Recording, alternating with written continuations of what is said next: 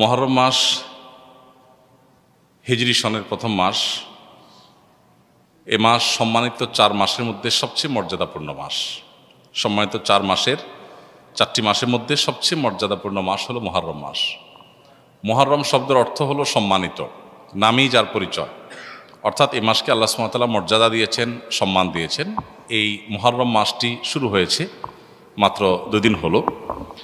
অতএব এই মাস জুড়ে একজন মুসলিম হিসাবে এই মাসের প্রতি মর্যাদা বোধ আমাদের অন্তরে লালন করতে হবে, জাগ্রত রাখতে হবে। আর এই মাসটিকে নবী করিম সাল্লাল্লাহু আলাইহি ওয়াসাল্লাম শাহরুল্লাহ বলেছেন, আল্লাহর মাস বলেছেন। মাস তো সবই আল্লাহ তাআলা, তারপরে এটাকে স্পেশালি আল্লাহর মাস বলার মানে হলো এই মাসটার বিশেষ গুরুত্ব বোঝানো। সব ছেলে মেয়েরাই বাপের সন্তান হলেও বাবা কোনো ছেলেকে যখন বলে তুই আমার সন্তান, তুই আমার ছেলে, এই তো আমার ছেলে, তখন এর মানে হলো তাকে বিশেষ স্নেহ মমতার কথা তিনি বোঝাচ্ছেন। ঠিক একইভাবে সব মাসগুলো, সব দিনগুলো আল্লাহ তাআলার হওয়া সত্ত্বেও মুহররমকে নবী করিম সাল্লাল্লাহু আলাইহি ওয়াসাল্লাম বলেছেন শাহরুল্লাহি আল মুহররম, আল্লাহর মাস মুহররম। তো এই জন্য এ মাসটার বিশেষ মর্যাদা বোঝা আসে।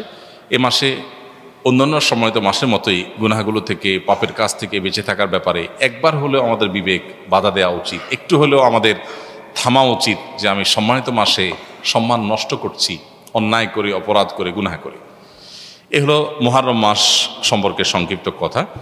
এ মাসে নফল রোজা বেশি বেশি নবী করিম সাল্লাল্লাহু আলাইহি ওয়াসাল্লাম রাখাকে উত্তম বলেছেন। রমজানের পরে সবচেয়ে বেশি এই মাসে নফল রোজা রাখাটা উত্তম। অতএব সে চেষ্টা আমরা করবো। আল্লাহ আমাদেরকে তৌফিক দান করুন।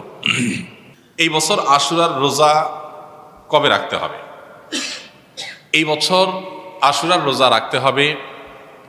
আর আশুরা রোজার ফজিলত কি, মর্যাদা কি? নবী করিম সাল্লাল্লাহু আলাইহি ওয়াসাল্লাম বলেছেন সিয়ামু ইয়াউমি আশুরা আহতাসিবু আলাল্লাহি আন ইউকাফিরাস সানাতাল্লাতী ক্বাবলাহা। আশুরার রোজা, এটার ব্যাপারে আল্লাহর প্রতি আমার ধারণা হলো যদি কেউ এই রোজাটি রাখে, আল্লাহ সুবহানাহু ওয়া তাআলা তার পূর্বের 1 বছরের ছোটখাটো গুনাহগুলো মাফ করে দিবেন। বান্দার হক বান্দার কাছ থেকে মাফ নিতে হবে, কবিরা গুনাহ তওবা করতে হবে, ছোটখাটো গুনাহগুলো এই আমলের মাধ্যমে আল্লাহ সুবহানাহু ওয়া তাআলা মাফ করে দিবেন। এছাড়া আশুরা রোজার আরেকটা বিশেষ ফজিলতের দিক হলো রমজানের রোজা ফরজ হওয়ার আগে, এমনকি হিজরতেরও আগে নবী করিম সাল্লাল্লাহু আলাইহি ওয়াসাল্লাম মক্কা যখন ছিলেন কুরাইশরা আশুরার রোজা রাখত। বছরে একটা রোজাই ছিল রমজান রোজা ফরজ হওয়ার আগে, সেটা হলো এই আশুরা। এবং নবী করিম সাল্লাল্লাহু আলাইহি ওয়াসাল্লামও সে রোজা রাখতেন। মদিনায় আসার পর তিনি ইহুদিদেরকে দেখেছেন যে তারা আশুরার রোজা রাখে। অতএব তাদের রোজা রাখা দেখে নবী সাল্লাল্লাহু আলাইহি ওয়াসাল্লাম জিজ্ঞাসা করলেন, তোমরা রোজা কেন রাখো? তারা বললো, এই দিনে মুসা আলাইহিস সালামকে আল্লাহ সুবহানাহু ওয়া তাআলা বিজয় দিয়েছেন, সেজন্য আমরা তার প্রতি শুকরিয়া আদায় করে রোজা রাখি, আশুরার রোজা। তখন নবী করিম সাল্লাল্লাহু আলাইহি ওয়াসাল্লাম এই ঘটনার পর নবী সাল্লাল্লাহু আলাইহি ওয়াসাল্লাম বললেন, তাহলে আমরা বরং মুসা আলাইহিস সালামের প্রতি আল্লাহর অনুগ্রহের কারণে আরো বেশি শুকরিয়া আদায় করার আমাদের হক, অধিকার আছে। আমরা তার প্রকৃত অনুসারী, তার কথা আসলে আমরা মানি। অতএব আশুরা রোজা আমরা রাখবো। তবে তাদের থেকে নিজেদের রোজাকে বৈচিত্র্যপূর্ণ, স্বাতন্ত্র্য আনার জন্য নবী সাল্লাল্লাহু আলাইহি ওয়াসাল্লাম বলেছেন তারা আশুরা রোজা রাখে 1টা, আমরা রাখবো 2টা।